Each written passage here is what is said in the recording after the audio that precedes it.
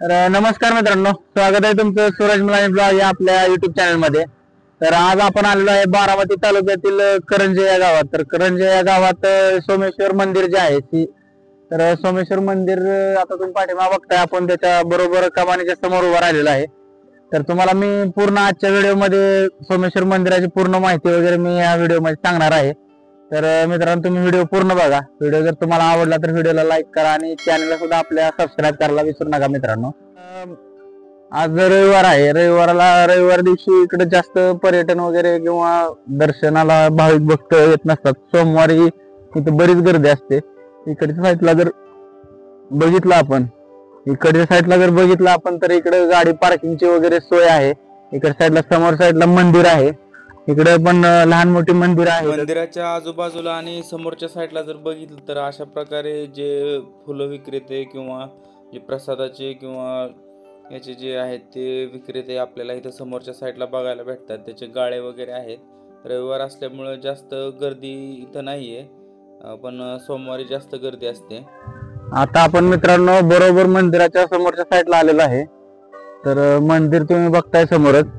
इकडच्या साईडला दर्शन बारी वगैरे आहे. ते आता सध्याला पूर्ण बंद आहे, म्हणजे चालू आहे, पण आज रविवार असल्यामुळे एवढी जास्त गर्दी नाही आहे इथं. तर श्रावण सोमवारी वगैरे भरपूर गर्दी असते इकडं. मंदिरात प्रवेश करत असताना मंदिराच्या बाहेरच उजव्या साईडला अशी विहीर आहे बांधलेली. तर यातील पाणी वगैरे आपण बघू शकता मित्रांनो. तर विहिरीमध्ये इथं पिण्यासाठी वगैरे पाणी ह्याचं या परिसरात वापरलं जातं. मंदिराच्या आतमध्ये पण विहीर आहे, हे पण मी तुम्हाला याच व्हिडिओमध्ये पुढं तुम्हाला दाखवणार आहे मित्रांनो. तसेच मंदिराच्या बाहेर जर बघितलं तर अशा प्रकारे बेलफूल विक्रीसाठी जे आहेत ते बसलेले आपल्याला दिसतात. मंदिराच्या आतमध्ये आता आपण प्रवेश करतोय मित्रांनो. तर मंदिराच्या समोरच 3 नंदी आणि एक त्रिशूळ जे आहे ते आपल्याला बघायला भेटतं. पुढच्या साईडला एक पितळेचा जो नागाची जी फडी आहे ती पण आपल्याला इथं नागदेवताच्या रूपात आपल्याला बघायला भेटते मित्रांनो.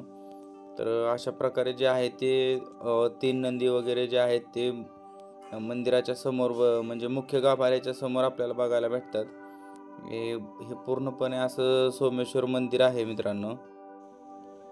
ह्या सोमेश्वर मंदिराचं जर वेगळं पण सांगायचं म्हटलं तर या मंदिरामध्ये प्रत्येक श्रावण सोमवार जो असतो त्याच्या 3ऱ्या श्रावण सोमवारी हे जे मंदिर आहे याच्या आतमध्ये जे पिंड आहे तर त्याच्यावर नागदेवताचं जे आहे ते दर्शन आपल्याला करायला भेटतं किंवा नागदेवता जे आहे ते इथं आपल्याला प्रत्यक्ष पिंडीवर बसलेले दिसतात आपल्याला मित्रांनो. तर आता श्रावण आता संपलेला आहे, तर आपल्याला आता ते बघायला भेटणार नाही. पण समोर जर तुम्ही बघितलं तर अशा प्रकारे इथं पिंड जे आहे ते आपल्याला बघायला भेटतात. फुलांनी वगैरे थोडंसं फुलं अर्पण केलेले आहेत. तर आतमध्ये फुलं जे अर्पण केलेले आहेत ते सकाळीच अर्पण केलेले असतात. तर नंतर आपल्याला मंदिराच्या मुख्य गाभाऱ्यात प्रवेश वगैरे करता येत नाही. तर बाहेरूनच दर्शन वगैरे घ्यायचं असतं इकडं. मंदिराच्या पाठीमागच्या साईडला हे अशा प्रकारे खोमणे मंदिर वगैरे आहे. त्याच्या पाठीमागे एक विहीर आहे. त्या विहिरीत उतरण्यासाठी इथून पायऱ्या वगैरे आपल्याला बघायला भेटतात. तर इकडच्या साईडला ह्या विहिरीत जर बघितलं तर वेगवेगळे प्रकारचे लहान मोठे इथं कासव पण आहेत ह्या विहिरीमध्ये. तर आपल्याला इथं बघायला भेटतील छोटे मोठे इथं कासव वगैरे जे आहेत ते विहिरीमध्ये आपल्याला बघायला भेटतात मित्रांनो. तर समोर तुम्ही बघू शकताय कासव वगैरे जे आहेत ते या विहिरीमध्ये लहान मोठी कासव जे आहेत ते या विहिरीमध्ये आहेत मित्रांनो. मंदिराचा जो आसपासचा परिसर आहे तो अशा प्रकारे आहे मित्रांनो. मंदिराच्या एक्झॅक्टली डाव्या साईडला आता आपण उभा राहिलेलो आहे.